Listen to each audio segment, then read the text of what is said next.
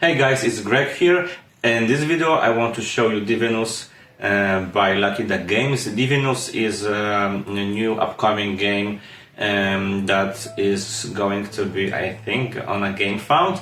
It's a legacy game with an app, so something I think we didn't see yet. And I am not going to show you a lot, because that's a demo and again that's a prototype. So in the box I only have two scenarios. I am going to show you only first scenario, and that scenario is a tutorial, so don't expect anything spectacular from it, because if you ever played a legacy game you should know that legacy games starts always very plain, and not a lot of things are available. Everything that is unlockable just goes with the game. So if you never played legacy game, just remember that what I said, and if you play these games you should know that. And the very cool and important part of this game is that we have an app and everything is saved in the app, so I can't wait to play it. So I think we are going to prepare another video with our thoughts about this game and what cool things and mechanics are unlockable. Again, I am not going to tell much, because it's a legacy game and I don't want to spoil anything, and I guess those two scenarios are the final scenarios and they are not going to change in a final version of the game. So we have only two, and 12 is the max. That's the how many scenarios this game is going to have.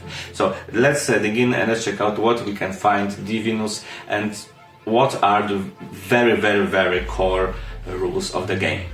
So here it is, that's Divinus from Lucky Duck Games, made by Filip Miłuński. It's a legacy game, of course, app-driven as most of the games from Lucky Ducks. So what we have inside? A rulebook, super short rulebook, but what I must say, again, that's a prototype, so one thing. The second thing, and there's no second thing, there's only one thing. So that's prototype, and in prototype we only have two scenarios. In final version there will be 12 of them, so maybe that's why the rulebook is very short, because this rulebook is only like prepared for this prototype, and that's why it's so short. Because as in every legacy game we have those spots where you're going to put the stickers that change the rules, and those stickers are just, I think, prepared only for those two scenarios that we have inside of those envelopes, let's say. So what we have inside of the box, again, I don't know if those are all elements, maybe not, but what we can find in this prototype. So first of all, let's start with the most important thing. It's a first player marker. It's some kind of guy. It's a wooden maple, very big maple for a maple. So that's the one thing. Here we have boxes with each hero, and on those boxes we have a lot of places to write on them. So here, I guess there's a place for name. For here, there's a place for sticker, I'm certain. Here and on the side, two sides of the box, we have a place where you are going to mark how many favor points you gained, depending on what kind of gods you are working with and making quests for them, because there can be pantheon of Greece, Greek gods, and Nordic gods, and here we're just gonna mark how many points we get. And again here, for sure, place for stickers, because it's a backpack, I think. And good luck, demigod. So what is it's inside of the box? Nothing spectacular. I mean, spectacular in terms of size, because those dice are just again gigantic, but those are just dice with numbers and nothing more. Again, I'm sure that those boxes will be filled with new cards, elements, and I don't know what that is that you can get during the game, but at the beginning there are just dice. So next thing inside the box, oh, what's that?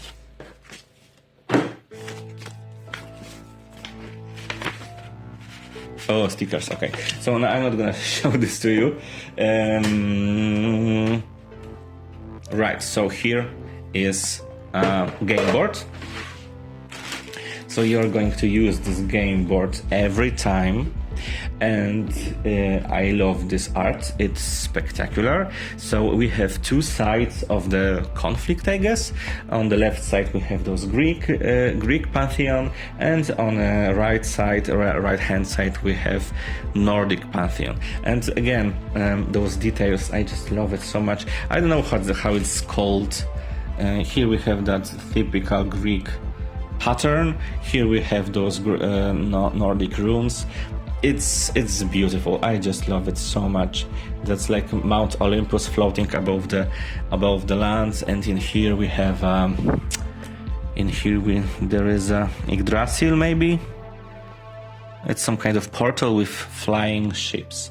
I don't know what's that, but it's beautiful. I love it. So that's the game board, and now there's a gigantic pile of locations. And depending on how many players are is playing the game, different type of tiles you are going to use depending on the back of each tile. So for 2-player games, this one. For 3-player games, this one. 4-player games, this one, and so on and so on. So you need to just sort them and use just those that are used in a 2 or 3 or 4-player game. But now I'm not gonna do this. Let's say whatever, I'm going to play a 2-player game. I don't want to what's that, waste time now for this. Okay. So I'm not gonna. I don't want to waste time for this. I'm just gonna use them randomly. And those tiles are placed in here on those spots from 1 to 12. So let's say I'm just gonna put them randomly. Because now it's on this. What's that? Now it's really not important which tile I'm putting in here. So here, and it's 1, 2 more. So let's do this one. It's here. This one is here. I should set up them in specific order. I mean, different back of tile should be placed somewhere, and different. You see the two types of backs. I should split them. Those with 3 symbols should be on the side of Nordic side, and those with crystals should be placed on the side of the Greeks. And let's say so here, yeah. And those tiles in the middle also should be picked and choose in specific order. But I'm just gonna I want to show you more or less how this game works. So here are the tiles that you can buy. Those 2 locations over here and on the other side, on the Greek side, those are the places where are you going to put those gods from both sides. And each of those gods going to will have different type of scoring. So maybe I'm gonna show it to you, because that's the first scenario, and I can show you the first thing, because that's not a spoiler, I think. So in the first scenario we have Gaia and Ymir.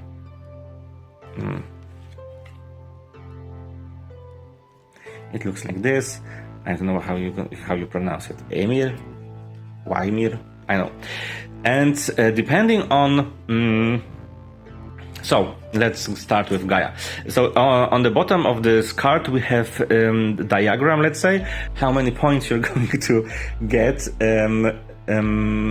fulfilling those 3 quests, let's say. So player So maybe before that, because that's gonna be confusing. So how this game works is each player starts with those dice. Depending on how many player is playing, different number of dice is in the game. So for 2-player game, each player uses all of their dice, and that's 6. So I'm going to roll those dice. Let's say those are my results. I'm gonna put them here so you can see them. These are my results, and now I can use those dice to buy tiles over here. And how am I doing this? So, for example, I want this tile from location 12. I need to spend 12 points on my dice. So, for example, I need to spend 6, and then I need to spend 5. So that's 11, and now I need to spend 1, and that's 12, and I'm taking this tile to my play area, and those 3 dice I used are placed over here. Those dice are spent, and now I still have that 4, 2, and 1. And if I would like to have, for example, this tile, I want to have tile number 1, but I don't have a dice with 1. Or whatever. That's gonna be a weird example, but I want to just show you the mechanics. I can spend 2 and spend another dice with -1 to have -1 to subtract 1 from 2, and I have 1, and now I can have this tile here. And now I chose those 2 tiles. So how my play area works? We need to just imagine that each player have a grid in front of him or her. That grid where there can be 4 tiles up and down, and 4 tiles left to right. So 4 tiles in a row, and 4 rows and 4 columns. And using those tiles that you are going to buy from the game board, you are building your own, I don't know, world, let's say. So when I bought those 2 tiles, I can put them only like this, because each side must fit. So I cannot build water over here, because that's water, that's grass, and it's not gonna work. I need to put those tiles like this. So those are, for example, my 2 tiles, and then I bought, let's say, whatever one. This one, so I'm putting this one here, and then I purchased this one, and I'm putting this one over here, and so on and so on. So as you can see, I am building a world, let's say, and the first player that builds that grid of 4x4 ends the game, ends the round, ends the game actually, ends the scenario, and then you are going to count the goals from both gods. So if you want to gain favor from Greek pantheon, you want to have the most green areas, the most ocean areas, and the most mountain areas. If you want to earn favor here in those with those Nordic gods, with Ymir, you want to have the biggest green area, or you want to have the biggest ocean area, or you want to have the biggest mountains area. And depending how many players, so in a game for 3 and 4 players, first player gets 2 favor, second player gets only 1 favor, and exactly over here the same, exactly over here the same. In 2-player games, you are not counting this one, so only the 1 player gets favor points, and it's that's the amount above the 2. So there's only 1 favor point to you can get when you're playing 2-player game. And how you are going to count those size and how many of those areas you have. So they need to be finished. So the biggest, let's say, green area is just how many tiles that are adjacent you have green area. So in this example, if I would have like this, yeah, it's finished. So in this example, I only have one green area. But if I'm counting the points for Gaia, I only have one green area. But if I am counting points for Ymir, I have green area of size 1, 2, 3, 4.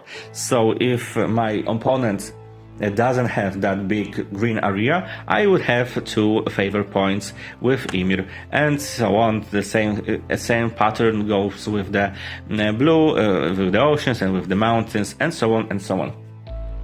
And that's the first scenario. Over here we also have extra, those are the quests.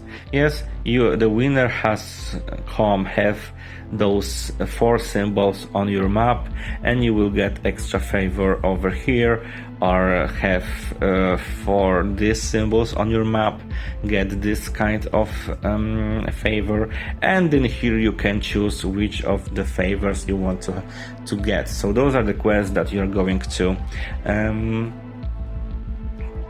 you're competing over here, yeah, because the first player is maybe both of them can acquire that quest if both of them done it. I'm not sure. I need to check it. So more or less that's it. Of course, that's the first scenario, the simplest one. That's the tutorial scenario. Because of course, after finishing it, there's that magical envelope on over here that I'm not gonna show it to you, but over here are stickers, over here are extra rules that you can you are going to add to the game. And what I know, that stickers are of course placed on the tiles, but stickers can also be placed on the dice, and I guess in different places. I don't know where, because it's not explained in the rulebook. Extra final rule of this game is that those stickers can only be placed. There can only be 4 stickers on each tile, and those places here are also treated as a sticker. So you cannot put another symbol over these 2. So in example of this tile, there's only one place where you can put it a sticker, and it's over here. And same goes with the rest of the tiles. This thing is also treated as some kind of location, and you cannot stick a sticker on this thing. So that's first scenario of Divinus. I cannot show you more because it would be spoiler. Maybe after we finish, because I wouldn't even play the game yet. So when we finish it, I think we are going to prepare another another video about Divinus, and I am going to tell you more about the new mechanics and things that we uncovered. Of course, trying to not spoil too much and tell too much about this game. So that's it. I must say that the first scenario of Divinus reminds me of Carcassonne. So that's it. Oh yeah, of course. That's the part of the game, because that's Divinus board game, and there's also an app. And when you are launching a scenario, you need to also choose it on your app. And there are events, there are stories, there are things are happening. So it feels like there's not much of the game, because we have only tiles and dice, and more or less that's it. But it's a legacy game, and it's a legacy game with an app. And I think if you know Lucky Duck games, and if you know their games, especially the games with an app, I think it can be revolutionary, but hard to say. gonna say more after trying those two scenarios. I am very hyped. It looks very easy in terms of rules, and yeah, so see you in the next video, and I hope that you gonna and I'm gonna like this game, because it is promising. So thank you so much for watching this video and see you in the next one.